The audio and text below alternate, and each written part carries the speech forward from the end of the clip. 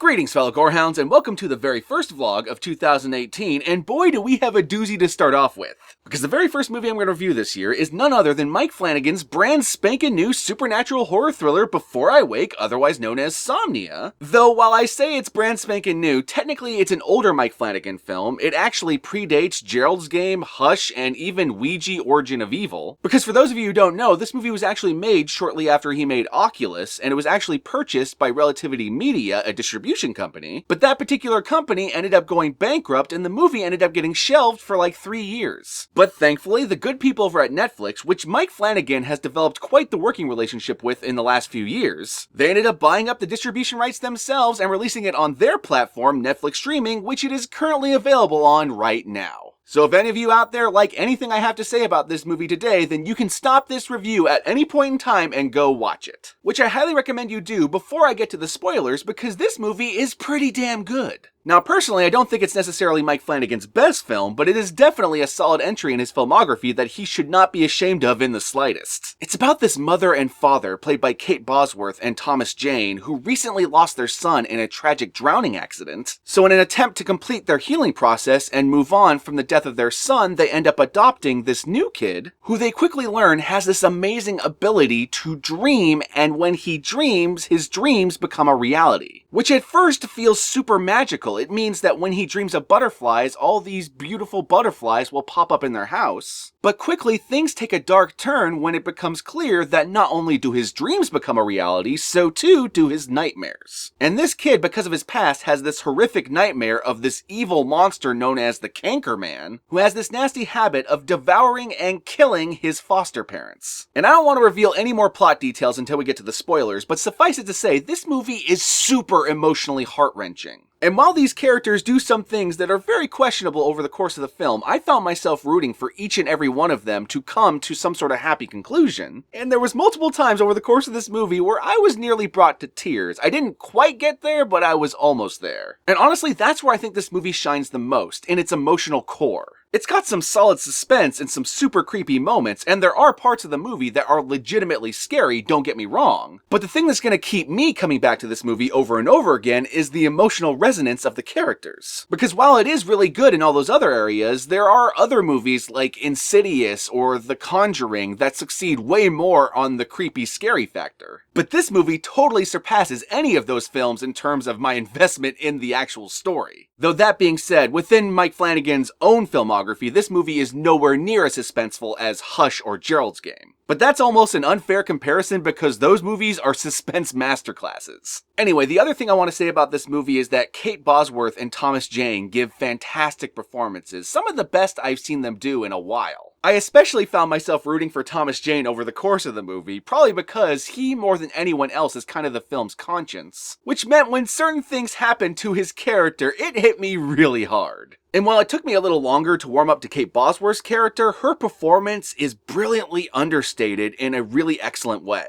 Because her, more so than anyone else in this movie, is overcoming her grief in a very self-destructive way, but it's not immediately apparent how self-destructive it is until the movie goes on and she starts to regress. It's one of those cases where she has to regress before she can move forward again. And once I realized that was her journey, I found myself even more invested in her than I thought I would be. I'm not sure if I'm entirely making sense. I'm trying to vague it so I don't spoil it, but hopefully that all makes sense. Anyway, the last thing I want to say before we get to the spoilers is the other thing I love about this movie is the Cankerman. This is an awesome monster. I don't know how much of the monster was CG and how much was practical effects. It was obvious that there was some CG effects, but even the stuff I could tell wasn't practical, it still looked pretty solid. Though it wasn't necessarily as believable as, say, the Shape of Water's Amphibian Man, it was still a pretty good looking monster. And it was also a unique monster, and I especially liked that. It didn't look like anything else in any of these other supernatural ghost stories. And that's not to say this is a supernatural ghost story, it's more of a metaphorically supernatural ghost story. Because the little boy in the movie is being haunted by the ghosts of his past in his mind, so you kinda see ghosts, but they're not really ghosts, they're just his dreams. I guess I should say it's more like his impressions of these dead people than the actual dead people themselves. themselves. And I'm not saying any more than that, so I suppose it's probably time for us to move on to the spoilers. But before we do, as per usual, I'm going to include an Amazon affiliate link in the description below, but because this movie is a Netflix streaming release, it is more than likely not going to be a link to the actual movie itself, because I'm not sure if it's going to be available to buy yet. But I probably will include a link to another Mike Flanagan movie, I'm not sure which yet, but it won't really matter because any of his movies are fucking fantastic. And as per usual, if you click that link in the description and buy a movie through that link, then I will get a kickback from it. And with that all said, my fellow Gorehounds, let us move on to the spoilers.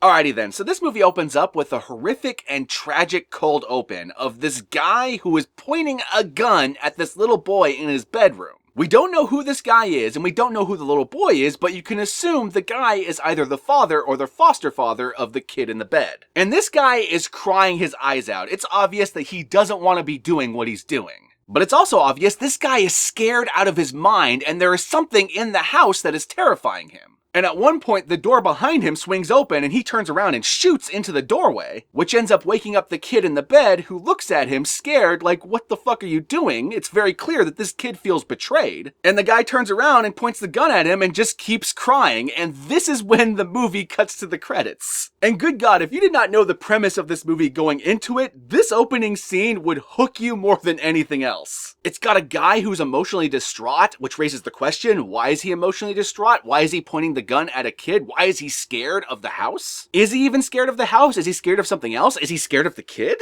Who is this guy to the kid? The kid looks betrayed. Is it his father? It's perfect because it gets you emotionally invested right away while also setting up all these questions for the movie to answer as it goes on. Anyway, after this scene, we're introduced to Kate Bosworth's character, who is a mother who is going through grief counseling because her son drowned in a bathtub. And they never quite go into how he drowned in the bathtub, but it's kind of assumed that he hit his head, but then he couldn't pull himself out of the bathtub because they didn't have one of those railings. And what I love is that most of this stuff isn't conveyed through dialogue. This is all conveyed through showing us the emotional turmoil in these characters. They just show you like flashing images of the kid drowning, and then later show you when they're preparing the house for this new kid they're going to adopt, Thomas Jane, the father, drilling one of those racks into the bathroom. And it's very obvious when he's drilling one of those racks into the wall, he's healing a part of himself that has been broken for a while. So anyway, Kate Bosworth and Thomas Jane end up adopting the kid from the opening scene. But before the kid ends up coming to the house, they first must prepare the house for the new kid. And the preparation of the house includes a heart-wrenching scene of them having to take down all the pictures on the wall of their previous kid. And it's obvious why they're doing this. They're doing this because they don't want to make it extremely uncomfortable for the new kid by having him have to live in the shadow of the old kid. And this is also good for them because they can't just be living in the past the whole time, they have to move on. But there's one gigantic family portrait that the mother can't bring herself to take down, so she insists that the father keep it up, which ends up becoming extremely important later on. So they adopt this new boy, and they seem to get along with him extremely well, and they show him around the house. And there's this really beautiful scene in which they introduce him to his new room, which is very bare bones. It just basically has a bed and a nightstand. And they tell him that it's not much yet, but he can decorate it in any way he wants. And this is one minor missed opportunity, but I would have loved to have seen a scene of them having to take down all of their previous son's stuff from the room. It didn't necessarily need to be there. The scene with them taking down the pictures was enough, but it would have been really awesome. Well, awesome is a relative term. It would have been really heart-wrenching to see that too. Anyway, that's neither here nor there. The point is, the boy ends up loving this and loving the room, and he ends up being drawn to these curtains that have butterflies on it. And this is when the foster care person explains to Kate Bosworth and Thomas Jane that the little boy loves butterflies, which also becomes extremely important later on.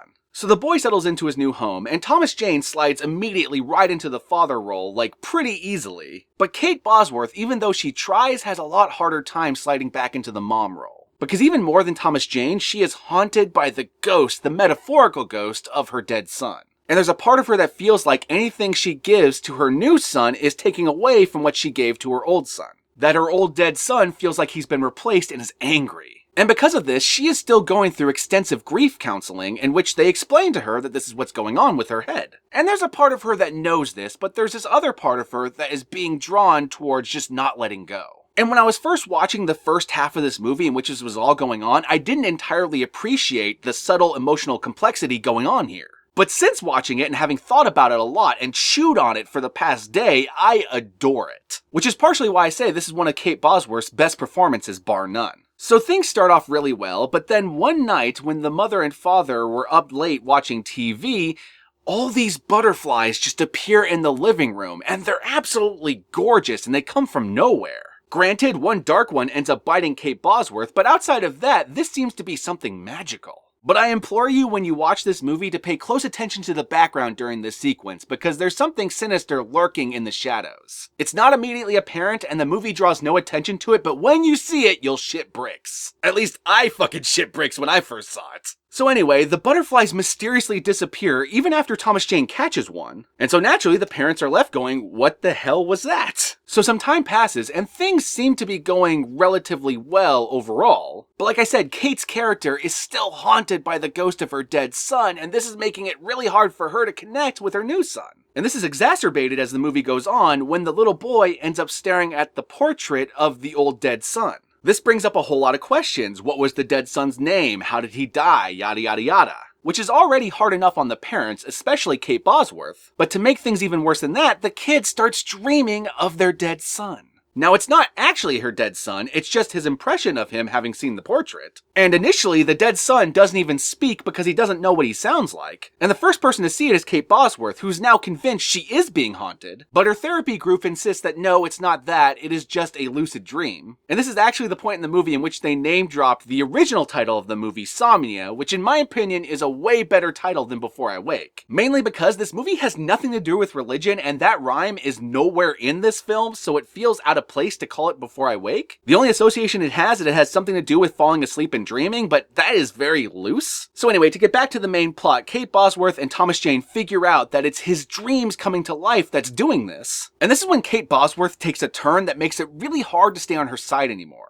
Because once she realizes he can dream her dead son to life, she ends up using him and showing him tapes of her dead son when he was alive opening Christmas presents, with the intention of showing him what her son was like in motion as opposed to just a photograph, as well as showing him what her son sounded like. Which leads to some pretty heart-wrenching moments in which he dreams of the son on the day of Christmas opening his presents, as well as these magical Christmas light butterflies that just fly around and are super colorful. And Kate Bosworth feels like she gets more time with her dead son through this, but Thomas Jane quickly figures out by calling out to the boy that it is not her dead son, but her current son. He's not dreaming of their dead son as this separate entity because he didn't know what their dead son was like. He's dreaming of himself being that dead son. And so Thomas Jane quickly figures out that this feels extremely exploitative. It's just not right. You shouldn't use your child that way. And I gotta say, I was completely on Team Thomas Jane on this. Especially when it's obvious that Kate Bosworth starts to regress hardcore.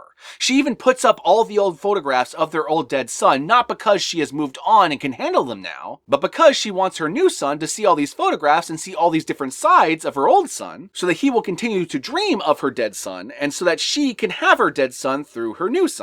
But unfortunately, that means she's not being a really good mother to her new son. This leads to a lot of fights between her and Thomas Jane, and at one point she ends up blaming the death of their old son on Thomas Jane, presumably because he didn't put the rack up in time before their kid died. But that is extremely unfair and makes you really mad at Kate Bosworth for even bringing that up. But it's at this point in the movie, about halfway through, where things take a turn for the worst. Because it turns out there's this pale, thin monster that devours people called the Canker Man. And for whatever reason, this monster haunts the kid's nightmares, and so when the kid starts to have nightmares, well, let's just say a bully at school ends up getting devoured alive. And he is not the only character who gets devoured alive, but I am not going to spoil who else gets devoured. You're going to have to find out for yourself. But I will say, things end up escalating to the point in which Kate Bosworth ends up feeding her kid a sleeping pill through his milk, which is totally fucked up. She basically roofies her own son. The monster ends up coming alive and attacking her and Thomas Jane, and as a result of the mess that follows that, they end up having their son taken away from them by Child Protective Services. And at this point in the movie, Kate Bosworth realizes she fucked everything up and she's gotta make it right. But there are a few things she wants to figure out first. For example, she wants to know who this kid's parents were before he was given up to foster care. What happened to all the previous foster care parents, because obviously this must have come up at some point. As well as how can she stop the Canker Man so that the boy can live happily ever after.